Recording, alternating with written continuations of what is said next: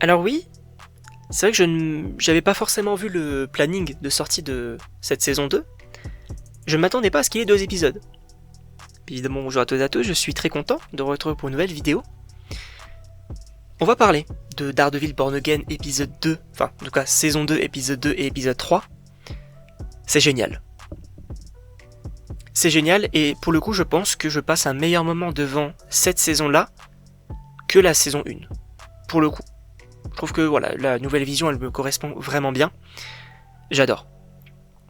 J'adore. On va revenir sur beaucoup de choses, notamment dans cette critique-là, puisqu'il y a quand même 2 épisodes entiers. Mais j'aime beaucoup.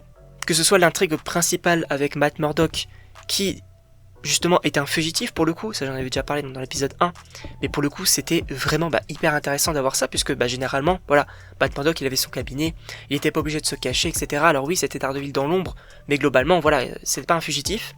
Là pour le coup c'est le cas, et j'adore.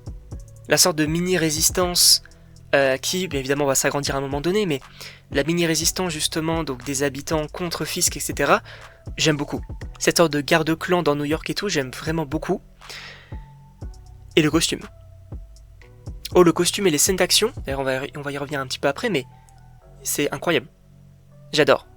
J'adore, et aussi, le fait, j'avais déjà parlé également, encore une fois, dans l'épisode 1, mais on va dire comment... Le changement de plan quand il utilise ses pouvoirs.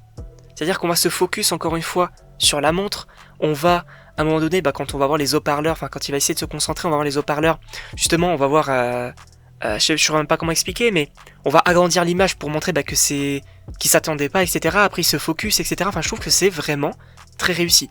Et j'aime beaucoup ce qu'on nous propose. Vraiment. Et en plus de ça, il faut revenir sur Fisk. Fisk aussi j'aime beaucoup, et pour le coup, là, il fait un petit peu plus peur dans ces épisodes-là. Parce que, voilà, il est un petit peu plus menaçant, globalement. C'est vrai que, il va quand même pas mal menacer, enfin, il va pas mal s'énerver concernant notamment son adjoint, etc.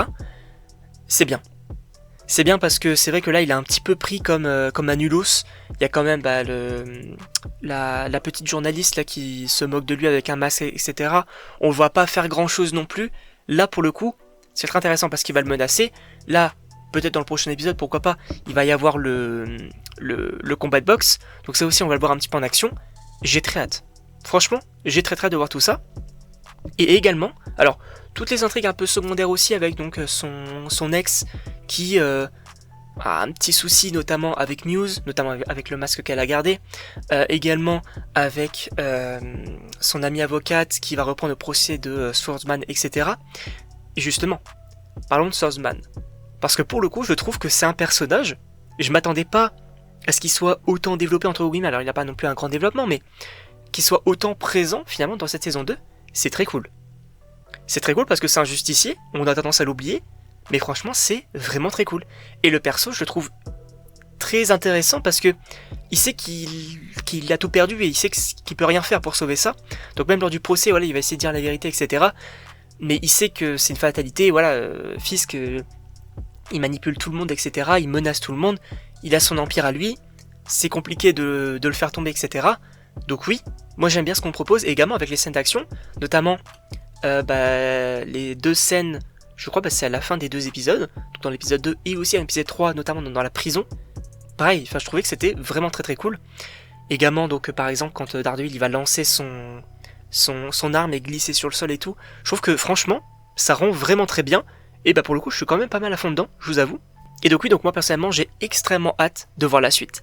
En tout cas, je sais pas ce que vous en pensez, mais évidemment, n'hésitez pas à me dire dans les commentaires, à vous abonner également.